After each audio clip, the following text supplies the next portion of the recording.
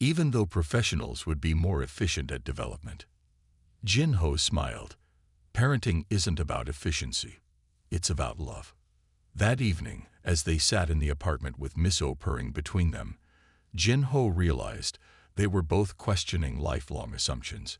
He had always taken family structures for granted, while Tal had never considered alternatives to collective consciousness. Perhaps, Tal said quietly, stroking Miso's fur, there is wisdom in both our ways. Your families create deep individual bonds. Our collectives create perfect understanding. Jin-Ho nodded. Learning from differences. Isn't that the whole point of your visit? Yes, Tal agreed, though I did not expect to question our own foundation so quickly.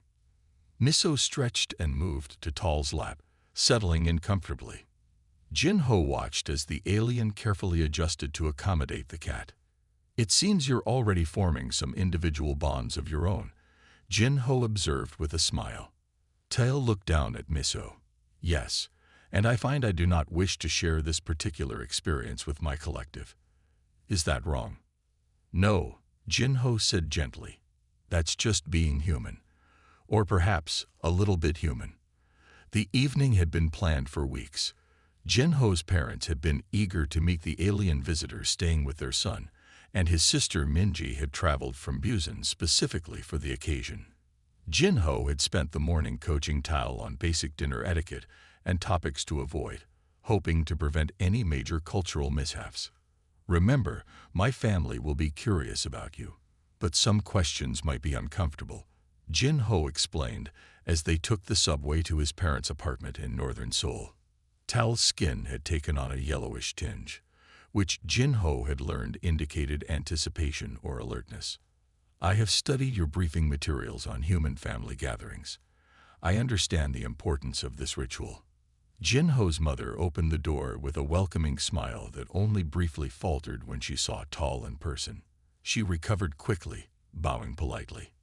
Welcome to our home, she said, her eyes wide with wonder. Please come in.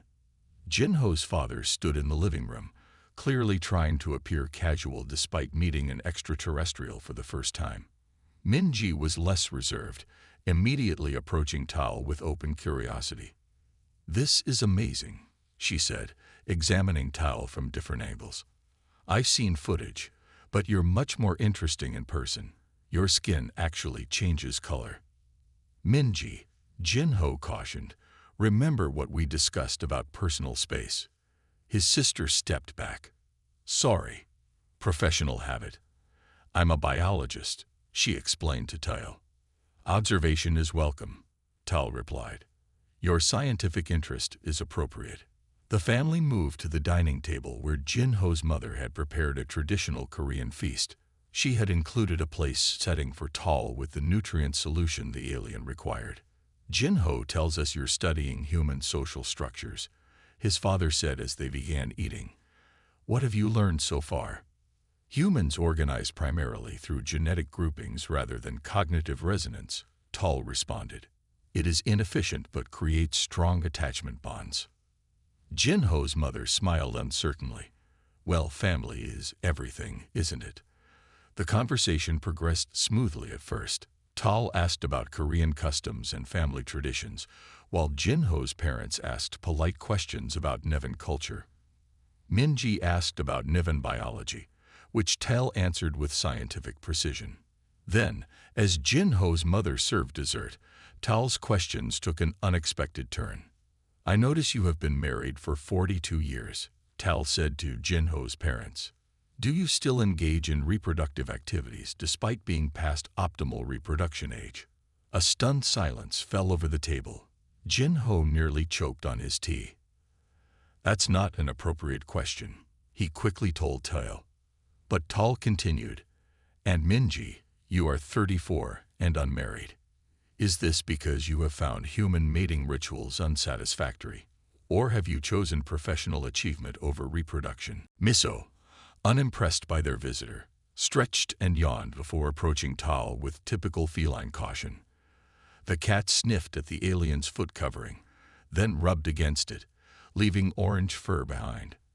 It's touching me, Tal observed, not moving. Is this communication? Yes, in a way. She's marking you with her scent. It means she accepts you. Tal slowly lowered to a crouch, extending a long-fingered hand toward Miso. The cat sniffed it, then pushed her head against Tal's palm. The texture is pleasant, Tal said, carefully stroking Miso's fur. We have no such companions on Neva. All non-sentient life forms are maintained in conservation areas. Jinho watched this first contact between his cat and the alien visitor with fascination. Something about the simple interaction broke through the awkwardness that had defined their exchanges so far. On Earth, many animals and humans form bonds. Jinho explained, "It's not just practical. We develop emotional attachments to them." Emotional attachments to non-sentient beings, Tal repeated, continuing to pet Miso, who had begun to purr loudly. This sound indicates pleasure. She likes you. I think I like her too, Tal said, the flat translation somehow inadequate for the moment. That evening, as they shared their first meal together, Jinho eating traditional Korean food while Tal consumed specially formulated nutrient solutions, the conversation flowed more naturally. Miso had settled on the couch between them, occasionally receiving attention from both human and alien. Tomorrow I will begin formal observations of your educational institutions, Tal said. But I believe I have already learned something important today. What's that? Jinho asked. Humans define family beyond biological connections. Your relationship with this cat shows me that connection on Earth is more complex than our data suggested. Jinho smiled, relieved that their awkward beginning had evolved into something more comfortable. As he watched Tal gently stroke Miso's fur, he thought perhaps this cultural exchange might work after all. Sometimes the simplest connections formed the strongest bridges between worlds. Jinho stood at the front of the lecture hall, watching his students file in while Tal observed from a seat in the corner. The alien visitor had insisted on experiencing a university class firsthand, not just through data streams. Jinho had worried about the distraction Tal might cause, but most students were trying hard to act like having an extraterrestrial in class was completely normal. Today we're discussing how language shapes family relationships across cultures, Jinho announced once everyone was seated. This connects to our previous discussions about linguistic relativism. Tal sat perfectly still, recording everything. The alien skin had taken on a slight bluish tint that morning, which Jinho had learned indicated focused concentration. As Jinho began his lecture on kinship terminology, he noticed many students sneaking glances at Tal. He couldn't blame them. Despite the diplomatic preparation and news coverage of the Nevan Cultural Exchange Program, seeing an actual alien in person was still remarkable. In Korean, we have specific terms for older brother versus younger brother, depending on whether you're male or female, Jinho explained. These linguistic distinctions reflect the importance of birth order and gender in traditional family structures. A student raised her hand. Jinho recognized Hae-yun, one of his most thoughtful third-year students. Professor, I'm curious what family structures are like on Tal's planet, she said, looking directly at the alien visitor. Do they have similar age hierarchies? The class went silent. Although students had been told they could address Tal during discussions, no one had been brave enough yet. Tal's translator hummed to life. On Neva, we do not organize by what you call family units. Our social structure is based on cognitive resonance groups. Hae-yun leaned forward. What does that mean exactly? Individuals who share similar thought patterns form collectives, Tal explained. Young Nevans are raised in development centers until their cognitive patterns emerge, then they join appropriate collectives. Jinho could see his students processing this information. It was far different from anything in their textbooks about human societies. So you don't know your biological parents? Hae-yun asked. We know our genetic contributors, but the concept of parent as you understand it does not exist. All adults share responsibility for development centers. Hae-yun frowned. But don't you form emotional bonds with specific caregivers, with the people who raise you? Tal's head tilted slightly. Emotional bonds are not individual on Neva. We experience collective emotional states through our resonance groups. That sounds lonely, another student commented. Tal's skin shifted to a purple hue. Loneliness is an individual emotion. We do not experience it as you do. Jin-Ho stepped in, sensing the conversation was becoming complicated. This is exactly why cross-cultural communication is so fascinating. What seems natural to one group can be completely foreign to another. Haeyun wasn't finished. But what about love? Do Nevins fall in love? Form couples? Have children together? Jin-Ho was about to redirect the question when Tal responded. Reproduction is assigned based on genetic compatibility. We do not fall in love as humans describe it. Our satisfaction comes from contributing to the collective. The class erupted with questions, overwhelming Tal's translator. Jin-Ho called for order and suggested they continue the discussion more systematically. For the next hour, students took turns asking questions about Niven society, while Tal questioned them about human family structures. Jin-Ho watched as his normally theoretical course transformed into a living laboratory of cross-cultural communication. When Haeyun described her own family, parents, a younger sister, grandparents who lived nearby, aunts and uncles she saw on holidays, Tal seemed genuinely puzzled.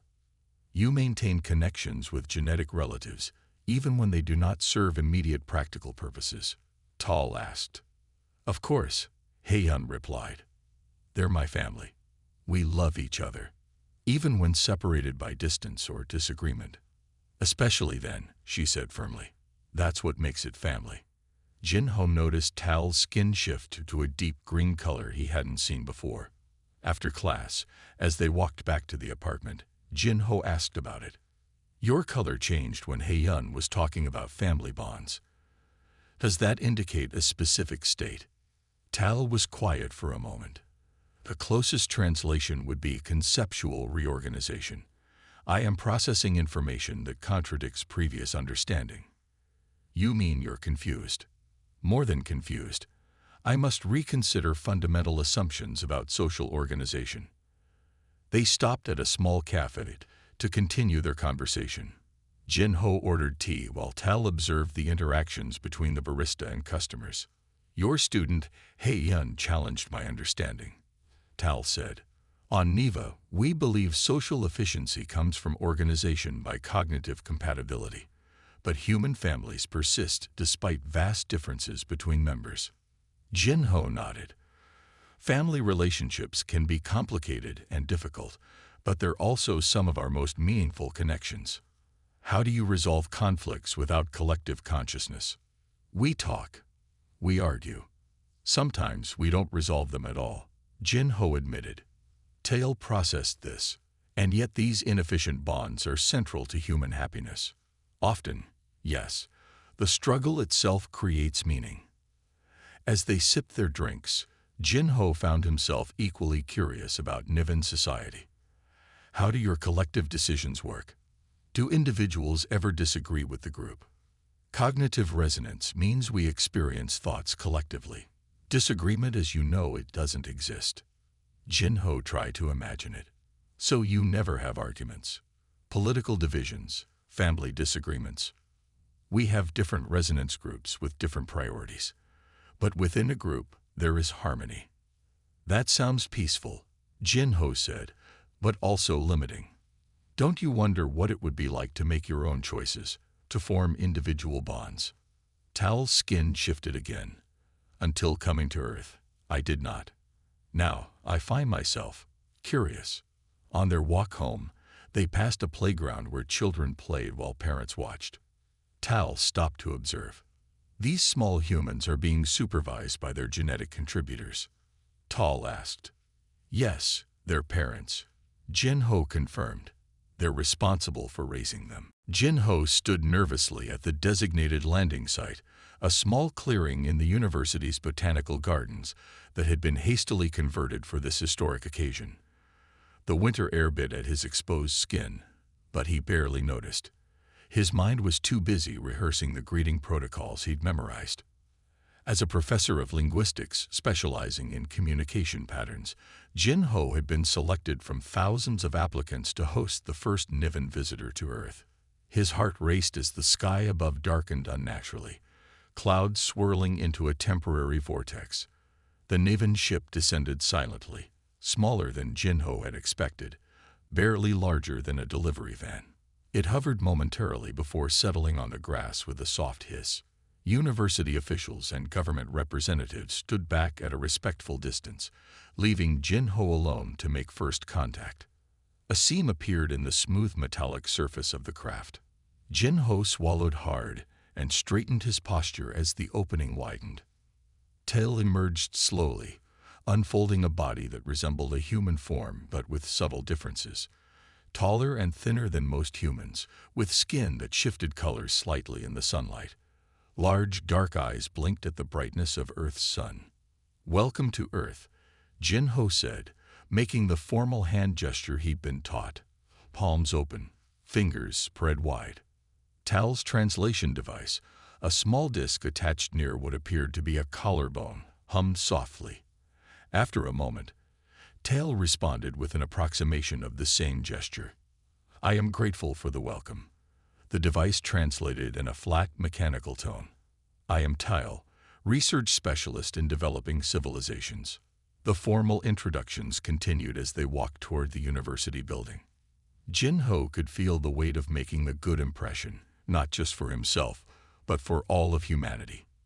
"Your planet has a much higher oxygen content than I expected," Tal observed through the translator. "It makes the colors very intense." Jin Ho wasn't sure how to respond to that. "Is it uncomfortable for you?" "No, just different. Everything is different here." The awkward silence that followed lasted until they reached Jin Ho's apartment, which had been modified with equipment for Tal's comfort. The university had provided a special sleeping pod and atmospheric regulators, though Jin Ho wasn't entirely sure how they worked. "This will be your home while you study our culture," Jin Ho explained, showing Tal around the modest two-bedroom apartment. "I hope it meets your needs." Tal moved around the space with careful steps, examining ordinary objects with extraordinary interest. When the alien reached toward a lamp, Jin Ho quickly moved to turn it on, demonstrating the switch. "Interesting. You still use manual controls for light," Tal noted. "Some lights are automated, but many are manual." "Yes." Their conversation continued in this halting manner, each exchange requiring patience as the translation device processed their words. Jin Ho found himself speaking more slowly and choosing simpler terms, unsure of how well the technology captured nuance. As Jin Ho prepared a simple dinner, explaining Earth food and cooking methods, a soft sound from the living room caught his attention. He hurried back to find Tal frozen in place, staring at something on the floor. It was just Miso, Jin Ho's orange tabby cat, who had emerged from hiding under the couch. "That is a cat," Jin Ho explained. "A domestic animal many humans keep as companions. Her name is Miso." Tal remained motionless. "It moves independently. Is it a form of technology?" Jin Ho couldn't help but smile. "No, she's a living creature. Not human, but a different species we share our planet with. You cohabitate with other species." Tal's translator couldn't convey emotion, but the alien's posture suggested intense curiosity. "Yes, many humans live with animals. Cats, dogs, birds, fish. They're companions. They'll understand once I explain," Jin Ho assured him. "Cultural misunderstandings happen. On Neva, misunderstandings do not exist. All thoughts are known." Jin Ho sat on the couch considering this.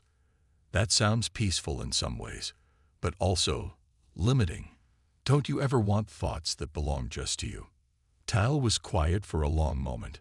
"Since coming to Earth, I have experienced thoughts I have not shared with my collective. Thoughts about your cat, about your family, about individuality. How does that feel?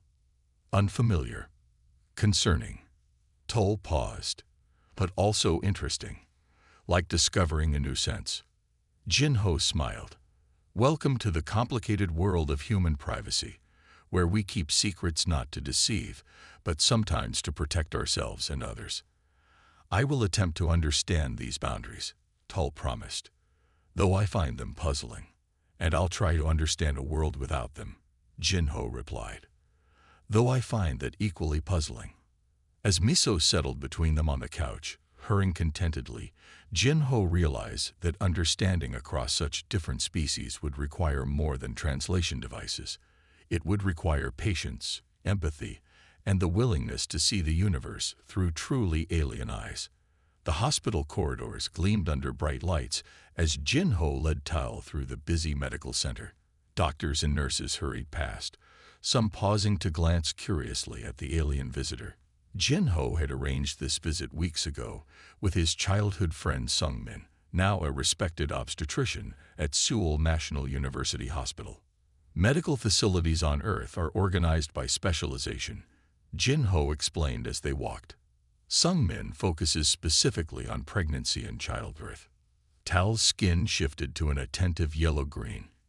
Individual specialists rather than collective knowledge. Interesting. They found Sung-min waiting at the nurse's station, his white coat crisp over blue scrubs. Despite having been briefed about Tal's appearance, Sung-min still blinked rapidly when he saw the alien up close. "Welcome to our hospital," Sung-min said with a small bow.